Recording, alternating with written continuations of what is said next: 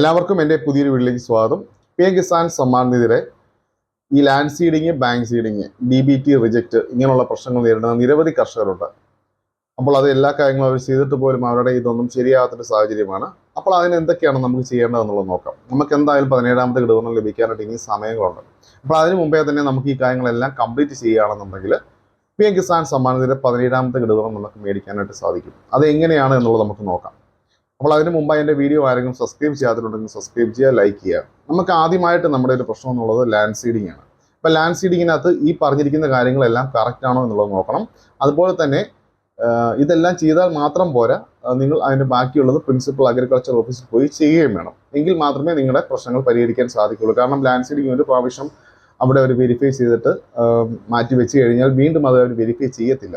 അങ്ങനെ ഒരു പ്രശ്നമുണ്ട്. പിന്നെ നമ്മളായിട്ട് തന്നെ പോയി അത് ചെയ്തെങ്കിൽ മാത്രമേ അത് ശരിയാത്തുള്ളൂ. പക്ഷേ അതിനകത്ത് എന്തെങ്കിലും തെറ്റുകളുണ്ടെങ്കിൽ നമ്മളത് തിരുത്തിക്കൊണ്ട് തന്നെ വേണം ചെല്ലാനായിട്ട്. അല്ലെങ്കിൽ ആ സമയത്ത് പോയിട്ട് പിന്നെയും അത് തിരിച്ചു വരേണ്ടി വരും. അതപ്പോൾ എങ്ങനെയാണ് എന്നുള്ളത് നമുക്ക് നോക്കാം.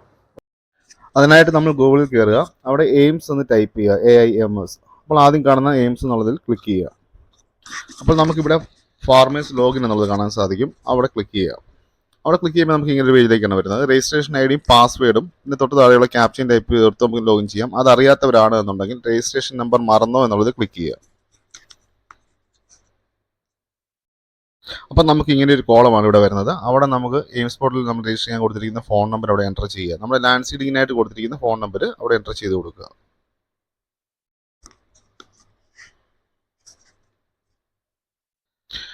അവിടെ ഓക്കെ അടിക്കുമ്പോഴത്തേക്കും നമുക്ക് ആ നമ്പർ കാണാനായിട്ട് സാധിക്കും. അതാണ് നമ്മുടെ രജിസ്ട്രേഷൻ ID നമ്പർ. അത് എവിടെയെങ്കിലും എഴുതി വെക്കുക. എഴുതി വെച്ച ശേഷം മുകളിൽ കാണുന്ന ക്ലോസ് എന്നുള്ള ബട്ടൺ ക്ലിക്ക് ചെയ്യുക.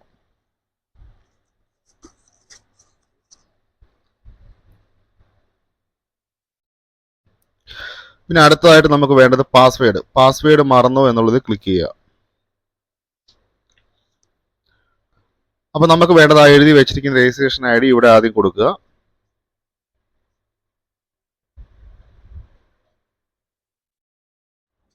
അത് അവിടെ കൊടുത്ത ശേഷം താഴെ കാണുന്ന ക്യാപ്ച അതുപോലെ തന്നെ അവിടെ എൻ്റർ ചെയ്ത് കൊടുക്കേണ്ടതാണ്. അതെല്ലാം സ്മോൾ ലെറ്റർ ആണ് വരുന്നത്, പ്രത്യേകം ശ്രദ്ധിക്കണം. സ്മോൾ ലെറ്റർ ആണ് വരുന്നത്.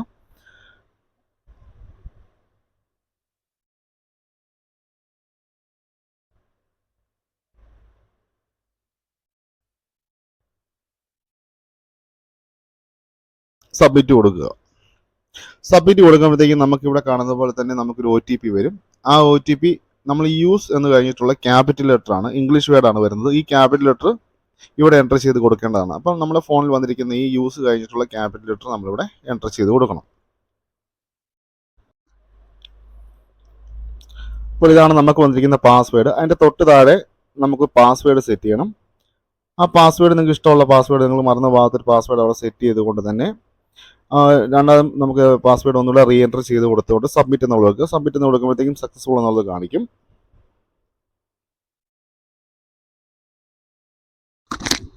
നമ്മൾ എയിംസ് പോർട്ടലിൽ കയറിയിട്ട് ഫാർമേഴ്സ് ലോഗിൻ എന്നുള്ളത് ക്ലിക്ക് ചെയ്യുക. അപ്പം നമുക്ക് കിട്ടിയിരിക്കുന്ന രജിസ്ട്രേഷൻ ID യും നമ്മൾ സെറ്റ് ചെയ്തിരിക്കുന്ന പാസ്വേഡും അവിടെ എൻ്റർ ചെയ്ത് കൊടുക്കണം.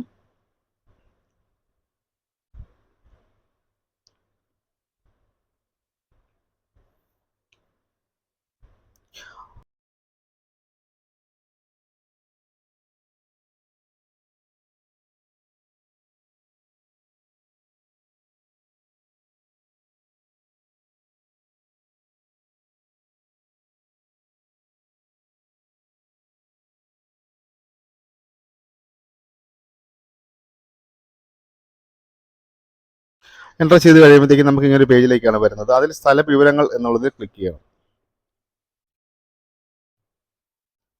നമുക്ക് എൻ്റർ ചെയ്ത് കയറുമ്പോഴേ നമുക്കറിയാൻ പറ്റും ലാൻഡ് നെയിം കൊടുത്തിട്ടില്ല. അത് ഒന്നാമത്തെ ഒരു ഇഷ്യൂസ് തന്നെയാണ്.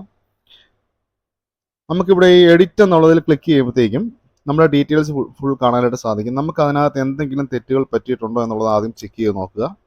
അതിനെന്തെങ്കിലും നമ്മുടെ ജില്ലയോ താലൂക്കോ വില്ലേജോ ബ്ലോക്ക് നമ്പരോ സർവേ നമ്പരോ സബ് ഡിവിഷൻ നമ്പർ, തണ്ടപ്പേര് നമ്പർ, കൃഷിഭവനോ, സ്ഥലത്തിൻ്റെ വെളിപ്പേര്, സ്ഥലപ്പേര്, വസ്തുവിൻ്റെ തരം, ഉടമസ്ഥാവകാശം, ഇതെല്ലാം നമ്മൾ ചെക്ക് ചെയ്ത് നോക്കണം. അത് നമ്മുടെ പേരിൽ തന്നെയാണോ എല്ലാം വന്നിരിക്കുന്നതും. അതുപോലെ തന്നെ വെരിഫൈ റവന്യൂ ലാൻഡ് റെക്കോർഡ്സ് എന്നതിൽ ക്ലിക്ക് ചെയ്യുമ്പോഴത്തേക്കും അതിൽ വന്നിരിക്കുന്ന കാര്യങ്ങളെല്ലാം കറക്റ്റ് ആണോ എന്നുള്ളത് നമ്മൾ നോക്കണം. അതെല്ലാം ഓക്കെ ആണെന്നുണ്ടെങ്കിൽ നമ്മൾ PM കിസാൻ ലാൻഡ് വെരിഫിക്കേഷൻ എന്നുള്ളത് ക്ലിക്ക് ചെയ്യുക. ക്ലിക്ക് ചെയ്യുമ്പോൾ നമുക്ക് ബാക്കിയെല്ലാം അപ്രൂവലും വെരിഫൈഡും ആയിട്ടുണ്ട്. ഈ റിമാർക്സ് എന്നുള്ളതിൽ ഇതുവരെയും അപ്രൂവൽ ആയിട്ടില്ല. ഈ റിമാർക്സ് എന്നുള്ളതിൽ അപ്രൂവൽ ആകണം, എങ്കിൽ മാത്രമേ നമ്മുടെ ലാൻഡ് സീഡിങ് എസ് ആവുകയുള്ളൂ. അപ്പോൾ അങ്ങനത്തെ പ്രശ്നങ്ങൾ നമുക്കുണ്ട്. നമ്മുടെ സ്ഥലപ്പേര് അല്ലെങ്കിൽ നമുക്ക് അതിനകത്ത് എന്തെങ്കിലും തെറ്റുകൾ ചെയ്ത സമയത്ത് തെറ്റുകൾ സംഭവിച്ചിട്ടുണ്ടോ എന്നുള്ളത് നിങ്ങൾ ക്രോസ് ചെക്ക് ചെയ്യുക. ചെയ്ത ശേഷം അതെല്ലാം കറക്റ്റ് ആണെന്നുണ്ടെങ്കിൽ നിങ്ങൾ PM കിസാൻ്റെ ലാൻഡ് വെരിഫിക്കേഷൻ ക്ലിക്ക് ചെയ്യുക. അപ്പോൾ അവിടെ നമുക്ക് അറിയാൻ സാധിക്കും നമുക്ക് ബാക്കിയെല്ലാം അപ്രൂവൽ ആയിട്ടുണ്ടോ.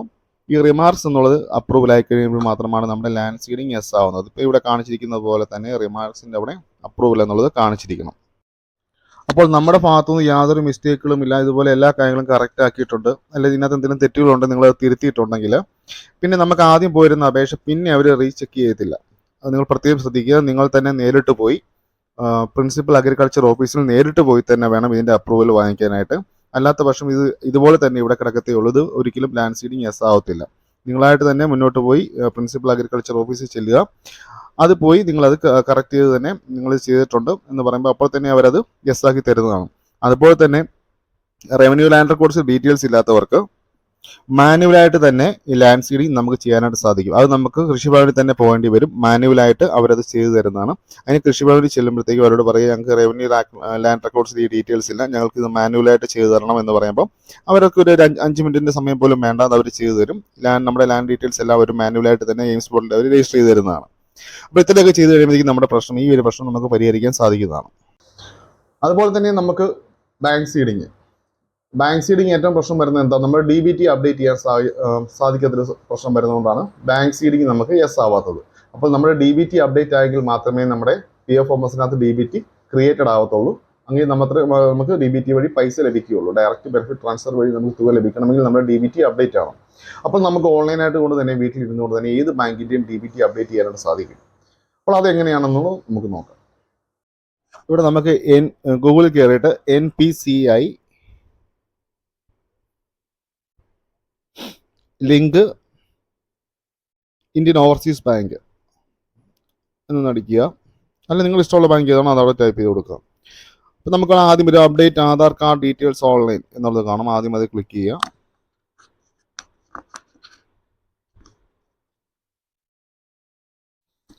അപ്പോൾ നമ്മൾ സ്ക്രോൾ ചെയ്യുമ്പോഴത്തേക്ക് നമുക്ക് ആദ്യം കാണാം ആധാർ സീഡിങ് ആൻഡ് ഓതന്റിക്കേഷൻ. അവിടെ ക്ലിക്ക് ചെയ്യുക.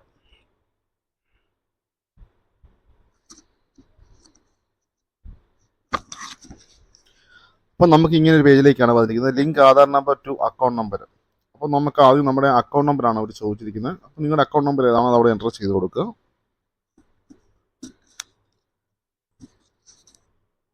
ഞാനൊരു ഫോർമാറ്റ് മാത്രമേ കാണിക്കുന്നുള്ളൂ. ഇവിടെ നമ്മുടെ ആധാർ നമ്പർ അടിക്കുമ്പം 4 നമ്പർ വെച്ച് ഓരോ കോളത്തിൽ അടിക്കാൻ സാധിക്കുകയുള്ളൂ. അത് അവിടെ എൻ്റർ ചെയ്യുക. പിന്നുള്ളത് ബാങ്കിൽ കൊടുത്തിരിക്കുന്ന മൊബൈൽ നമ്പർ, ആ മൊബൈൽ നമ്പർ അവിടെ എൻ്റർ ചെയ്ത് കൊടുക്കുക. പിന്നെ link my account to NPCI for DBT എന്നുള്ളതാണ്. അവിടെ യെസ് എന്നുള്ളത് കൊടുക്കുക. അപ്പോൾ അടുത്തതായിട്ട് കൊടുക്കേണ്ടത് നിങ്ങളുടെ പ്രീവിയസ് ബാങ്ക് എന്നുള്ളതാണ്. നിങ്ങളുടെ ബാങ്ക് ഏതാണ്, നിങ്ങൾ DBT ആയിട്ട് ലിങ്ക് ചെയ്യാനായിട്ട് ഉദ്ദേശിക്കുന്ന ബാങ്ക് ഏതാണ്, അതാണ് നമ്മൾ അവിടെ സെലക്ട് ചെയ്ത് കൊടുക്കേണ്ടത്. അത് അവിടെ ക്ലിക്ക് ചെയ്യുമ്പോഴത്തേക്കും എല്ലാ ബാങ്കുകളുടെയും പേര് അവിടെ വരും. അപ്പം നിങ്ങളുടെ ബാങ്ക് ഏതാണോ അത് അവിടെ സെലക്ട് ചെയ്ത് കൊടുക്കുക. അതിനുശേഷം ആ ഒരു ടിക്ക് അവിടെ കൊടുത്തുകൊണ്ട് തന്നെ ഈ ലെഫ്റ്റ് സൈഡിൽ കാണുന്ന അവിടെ ആ കോളത്തിൽ ടിക്ക് കൊടുത്തുകൊണ്ട് തന്നെ നമ്മുടെ ക്യാപ്ച അതുപോലെ തന്നെ അവിടെ എൻ്റർ ചെയ്ത് കൊടുക്കണം. എൻ്റർ ചെയ്ത് കൊടുത്ത ശേഷം നമ്മൾ നെക്സ്റ്റ് എന്നുള്ളത് ക്ലിക്ക് ചെയ്യുക. ഈ നെക്സ്റ്റ് എന്നുള്ളത് ക്ലിക്ക് ചെയ്യുമ്പോഴത്തേക്കും നമുക്ക് അടുത്തത് പോകുന്നത് നമ്മുടെ രജിസ്റ്റർ ചെയ്യുന്ന ഫോണിലേക്ക് ഒരു OTP ആണ്. അടുത്ത പേജിലേക്ക് വരുന്ന ആ OTP അവിടെ നമ്മുടെ ഫോണിൽ നിന്ന് വന്നിരിക്കുന്ന OTP അവിടെ എൻ്റർ ചെയ്ത് കൊടുക്കുക. എൻ്റർ ചെയ്ത് കൊടുത്ത് സബ്മിറ്റ് കൊടുക്കുന്ന സമയത്ത് successfully your DBT has been registered എന്നുള്ളത് കാണിക്കും. അതിനുശേഷം അത് 7 days ആണ് പറയുന്നത്, പക്ഷേ 24 hours നിങ്ങളുടെ DBT അവിടെ അപ്ഡേറ്റ് ആവുന്നതാണ്. അപ്പോൾ ബാങ്കിൻ്റെ പ്രശ്നത്തിൽ നമുക്കൊരു പരിഹാരം ഇവിടെ ഉണ്ടാക്കാനായിട്ട് സാധിക്കുന്നതാണ്. അപ്പോൾ ഇത്രയും പറഞ്ഞിരിക്കുന്ന കാര്യങ്ങളെല്ലാം കറക്റ്റായിട്ട് തന്നെ ചെയ്യുക. അത്രയും ചെയ്യുകയാണെന്നുണ്ടെങ്കിൽ നിങ്ങൾക്ക് ഒരാഴ്ചക്കുള്ളിൽ തന്നെ നിങ്ങളുടെ എല്ലാ കാര്യങ്ങളും നിങ്ങൾക്ക് പരിഹരിക്കാൻ സാധിക്കുന്നതാണ്. അല്ലാതെ നമുക്കിതെല്ലാം നമ്മൾ ആരെങ്കിലും ഏൽപ്പിച്ചിട്ട് ഇതെല്ലാം ശരിയാകുമെന്ന് പ്രതീക്ഷിച്ചിരുന്നിട്ട് കാര്യമില്ല. നമ്മൾ ചെയ്യേണ്ടത് നമ്മളായിട്ട് തന്നെ ചെയ്യാൻ ശ്രമിക്കുക. ഓക്കെ, അപ്പോൾ ഇത്രയും കാര്യങ്ങളെല്ലാം കറക്റ്റായിട്ട് ചെയ്യുമ്പോൾ നിങ്ങൾക്ക് എല്ലാ പ്രശ്നങ്ങൾക്കും ഉള്ള പരിഹാരം ഇവിടെ ലഭിക്കുന്നതാണ്. അപ്പോൾ എൻ്റെ വീഡിയോ ഇഷ്ടമായെങ്കിലും സബ്സ്ക്രൈബ് ചെയ്യാനും ലൈക്ക് ചെയ്യാനും മറക്കരുത്. Thank you.